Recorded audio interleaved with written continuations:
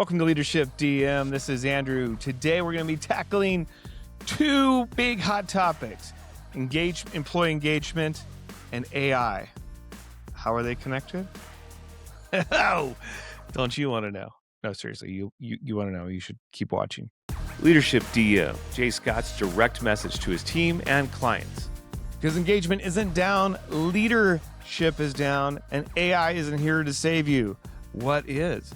Take it away, Jay. Employee engagement. We hear about it all the time, but always in this exact same context. We don't have it.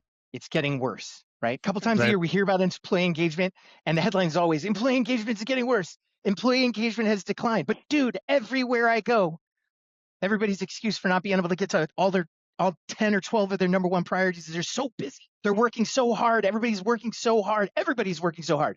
People are working so hard, they're having to fight for their right to work-life balance. So who's not engaged? Here's the deal. Engagement isn't about being busy. This is so obvious, but it's not obvious because people aren't getting it. Engagement isn't about people being busy.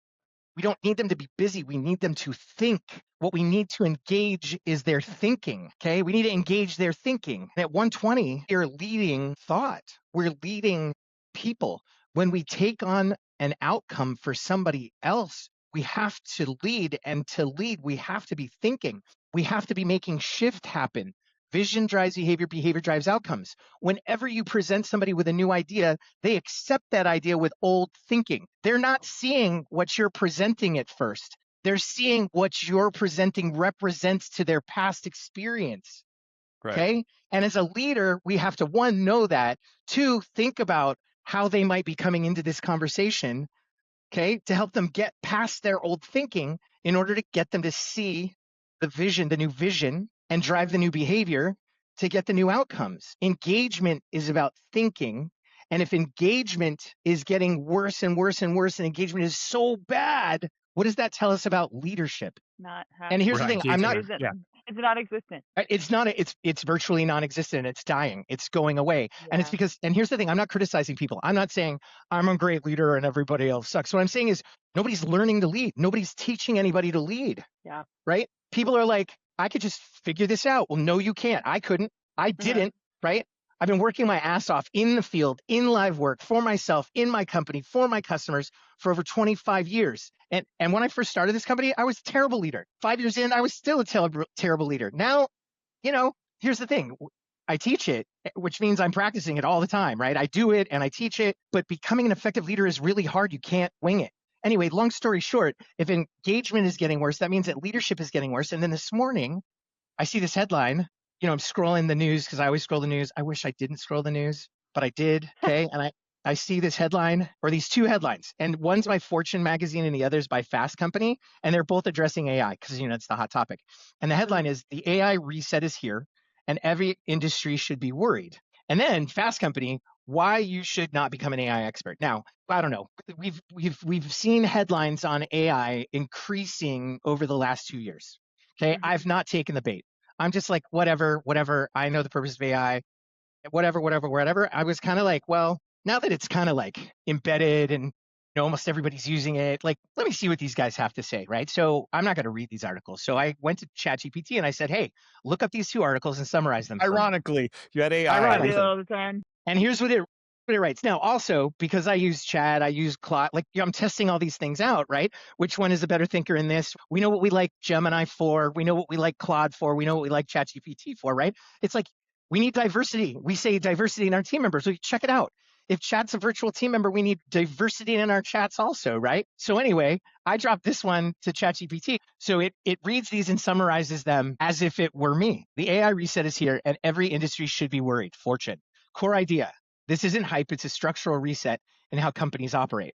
And most leaders are not organized to handle it. What's really happening? AI is collapsing how work gets done. SaaS is just the first visual casualty because software can be rewritten fast. But every industry is next, just slower. It's not a tech problem. It's a leadership allocation problem. Check this out. The companies that are winning are shifting their best leaders off of operations and onto redesigning the future business. So what they're saying is the people that are the best at leading shouldn't be assigned to just keep the lights on. They should be assigned to be thinking about where the business should be going. And the implication is they should be using AI to help with that. Running today versus building tomorrow must be structurally separated. If your top leaders are stuck operating the current model, the future never gets built. Reinvention cannot be a side project. Treating AI like an initiative guarantees failure. It requires reorganizing how leadership time and attention are deployed. Guys, we talk about deploying time, attention, and capital as a leadership strategy, as an investment strategy every day. Bottom line, the risk is not AI. The risk is leaders continuing to run the current system while assuming the future will somehow take care of itself. What's it saying? Nobody hires a leader because they want their organization to be the same next week, next month, 6 months from now, or a year. Leaders take organizations on a journey. Why you should not become an AI expert, Fast Company. This one I love. The core idea, chasing AI expertise, like becoming an expert at ChatGPT, becoming an expert at Gemini. It's the wrong move. The value is not in the tool, it's how you apply it. What they're arguing, AI skills are commoditizing fast. We know that, right? The tools are getting easier to use. They're getting more intuitive. So specializing in any specific tool is a fragile strategy. The real advantage is domain plus application. Dude, you guys are going to have a reaction.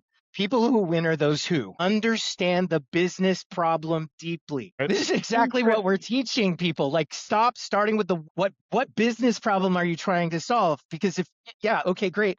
You want to deploy a collaboration tool, you'll get a collaboration tool. That's not what you want. What you want is these teams over here to work more collaboratively to avoid midweek breakdowns and missed interdependencies. That's the business problem you want solved. And leaders need to learn how to do this. They're like, deploy the tool. FOMO is real. Everybody else is doing it. We should do it, right? Understand the business problem deeply and then use AI to solve it better, faster, cheaper.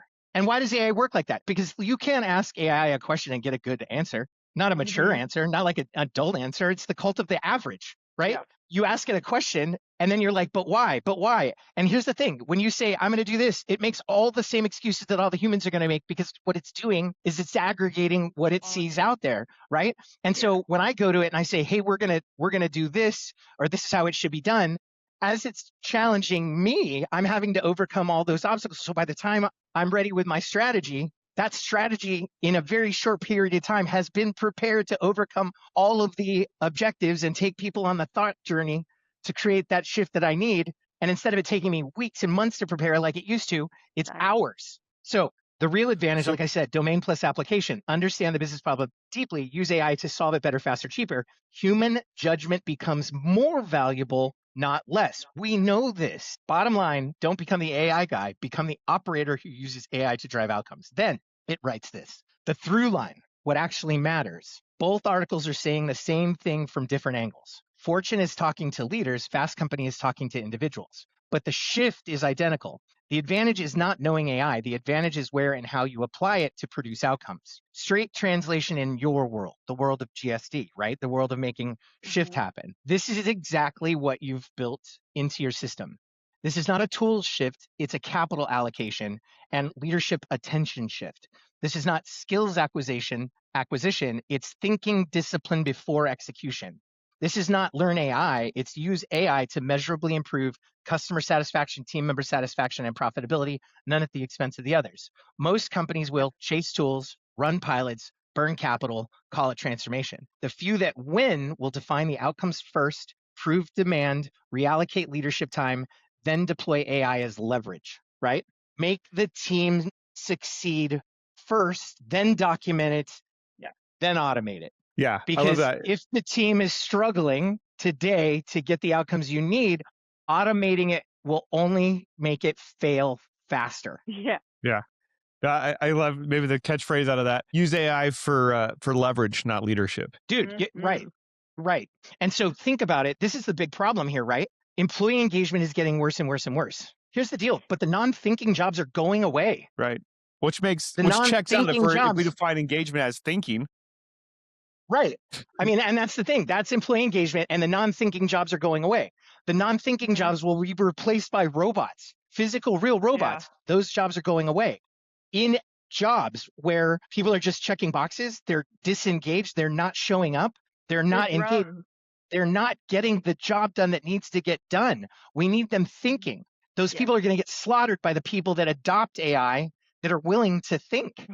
Okay. So Yeah. what I'm looking at right here and right now is we sell thinking. We can't hire anybody that isn't what our Thrive document says they need to be, not because I'm an elitist or that I have a high standard. It's because they cannot do for our customers what our customers need them to do, because our customers need them to lead. Our customers need them to think. I was sitting at dinner last night with Adam, and I was telling him that I end my day, and I don't mean this in a bad way, but I end my day a little bit more mentally exhausted from working here than I have any other job that I've had, but not in like a I'm being beat down, but like because this job, I use my brain so much more than so many other jobs that I've had before. And when I compare the two, one was more of like a drone feeling. Like I felt like I could just be partially checked out and still complete my job because my tasks were very just like checking box, checking box, checking box. Whereas here, it's all about thinking, using our brains, expanding. How can we build on, And so obviously for any human, after 8 hours of that or whatever, that's why you preach that it's so important to remain organized in order to be able to shut that off so that you can do it again at your highest capacity the next day,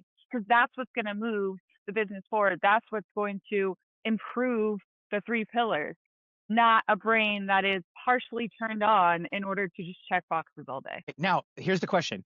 Thinking is exhausting, I think, is the point that you just made. Leadership, which is the business that the 3 of us are in, requires thinking. So in this job versus past jobs, you do end the day a little bit more exhausted. But here's the question: more fulfilled than that last job or less I was fulfilled? just going to say, but more accomplished. Yeah. Feeling Why don't they write the article like, instead of like engagement is getting worse, thinking is getting worse, leadership is getting worse?